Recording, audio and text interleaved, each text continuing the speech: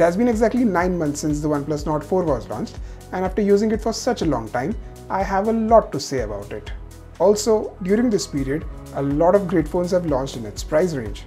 So in this video, I'll share my experience of using this phone and also try to answer whether this phone is still the better option to get compared to its competition or not. Now without any further ado, let's get started.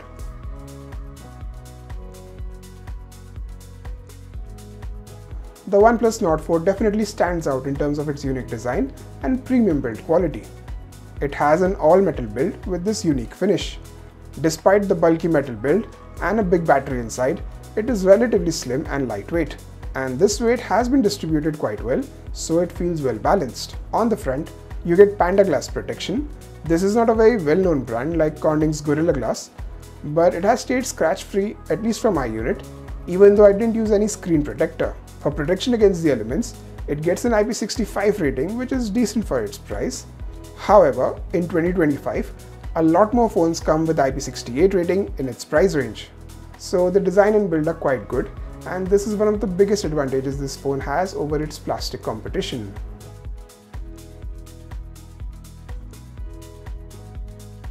Next is the display, and here OnePlus is doing quite well. This is definitely not the best or the brightest display you can find in its price range, but it's still a solid display to have. So you're getting a big AMOLED display with 120 Hz refresh rate and thin bezels, over 1100 nits of full screen brightness and over 2000 nits of peak HDR brightness. Speaking of HDR, it is supported in both YouTube and Netflix. And for those who are a bit sensitive to screen flickering, there is 2160 Hz of PWM dimming. So all in all, it's a pretty good display to have.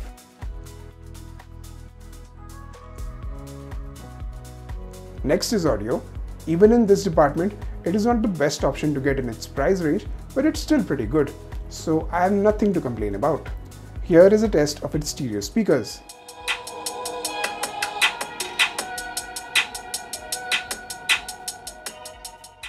These speakers can get decently loud, pack in a respectable amount of bass, and the vocal clarity is also pretty good. The same holds true for the earpiece as well. I had absolutely no problem listening to calls even in loud surroundings. And even the microphone quality is top notch. It's much better than what you usually get in its price range. Wired and wireless audio both work perfectly, and there is support for both LDAC and LHDC high-res codecs. In terms of audio enhancements, you get some sound presets as well as support for spatial audio. So overall, this phone is solid in the audio department as well.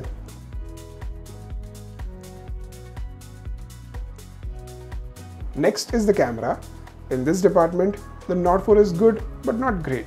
In terms of the camera hardware, you get two rear cameras and a selfie camera. While these cameras are not best in class, at least there are no useless cameras like a 2 megapixel macro camera. The primary camera performs well in most situations. The colors, the detail level as well as the dynamic range all are good. However, sometimes it tends to mess things up, especially the highlights. The primary camera also doubles as a pretty good 2x zoom camera with a good amount of resolved detail. And surprisingly, it can take some pretty good looking macro shots in 2x mode. Coming to the ultra wide camera, there is good color parity with the primary camera. This wasn't always the case, but with updates it has definitely improved. In some extreme cases, it still can't match the dynamic range and color rendition of the primary camera, but for the most part, including low light shots, it keeps up quite well. The shots taken with the portrait mode also look quite good, with accurate skin tones and good edge detection. The detail level in the 2x portrait shots is also pretty good. Even in terms of selfie portraits, I am quite happy with this phone. Good skin tones, edge detection and dynamic range. So in terms of photos, I'm quite happy overall. But when it comes to videos, this phone is strictly average.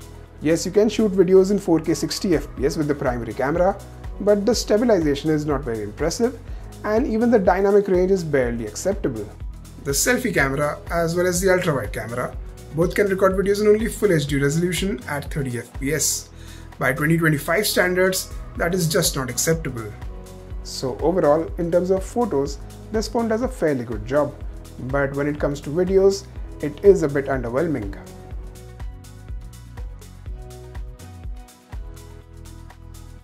Next is the software experience, which in my opinion is the best part of this phone. It comes with Oxygen OS 14 out of the box, but it has already been updated to Oxygen OS 15 based on Android 15.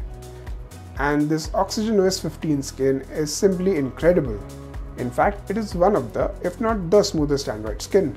It is also packed with very useful features like live alerts, smart sidebar, floating apps, and screen off gestures. It even provides a lot of customization options for those who want their phones to look a certain way. And with various updates, it now has a long list of AI features as well. And these are not just gimmicks but actually useful features. However, it comes with some bloatware out of the box. This is a bit disappointing as Oxygen OS is known for being a bloatware-free experience. You can easily remove this bloatware, but it shouldn't have been there in the first place. Still, overall, this is one of the best Android skins, and with 4 years of major Android updates and 6 years of security updates, this phone is good for long-term use as well.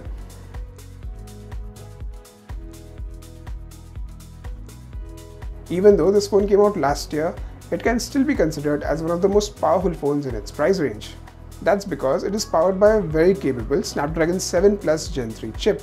It scores really well in benchmarks, and even the sustained performance numbers are quite good. In games like BGMI, Call of Duty, and Asphalt Legends Unite, you get close to 90 FPS. And with heavier games like Car X Street, Genshin Impact, and Wuthering Waves, you get around 45 to 55 FPS, which is quite good. The only problem is that this phone can get quite warm to touch, especially in this summer heat because of its metal body. Technically, it is actually a good thing as the metal body helps dissipate the internal heat faster, but for longer gameplay sessions, it can feel a bit uncomfortable. Still, overall, it is a very capable gaming machine.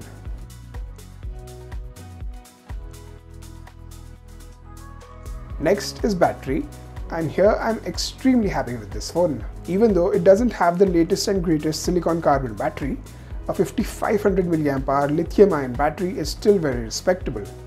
In terms of battery life, this phone is really good.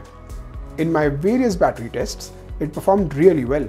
Realistically, you can easily get around 8 hours of screen on time, even with medium to heavy use, which is very good by 2025 standards. And in terms of charging, you get a 100-watt charger in the box, which can charge this phone in around 30 minutes. Even with a non-proprietary power delivery charger, you get about 25 watts of charging speed, which is quite decent. My phone's battery health is still at 100%, though I must say that I've not used it as much as a normal person would use this phone in 9 months. That's because I use and test multiple phones throughout the year. So overall, I have nothing to complain about in terms of battery.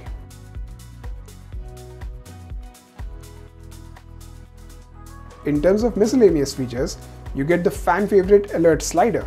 It is a simple yet very convenient way to put the phone on silent mode.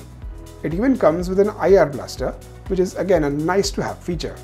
In terms of biometric security, we get a quick and accurate optical fingerprint scanner, although the positioning could have been slightly higher. And even the face unlock system is quick but less secured. Coming to the haptic feedback, I am impressed with this phone. It's not completely flagship grade, but it's pretty close to the gold standard. And the best part is that Oxygen OS has tastefully incorporated this haptic feedback throughout the UI, making it very tactile and fun to use. In terms of sensors and connectivity, nothing is missing here, including NFC. The Type-C port is only USB 2.0, which is okay for its price range, but USB 3.1 is always preferred. In terms of networks, it supports several 5G bands, as well as all the latest network features like VoNR, VO Wi-Fi, carrier aggregation, and so on. And I had absolutely no network related issues with this phone.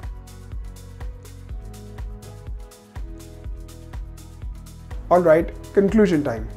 Overall, this is an easy recommendation for anyone looking for a phone under 30,000 rupees. There are definitely more powerful phones in its price range, phones with larger batteries, better cameras, more features, and so on. But I feel this phone gets the balance just right.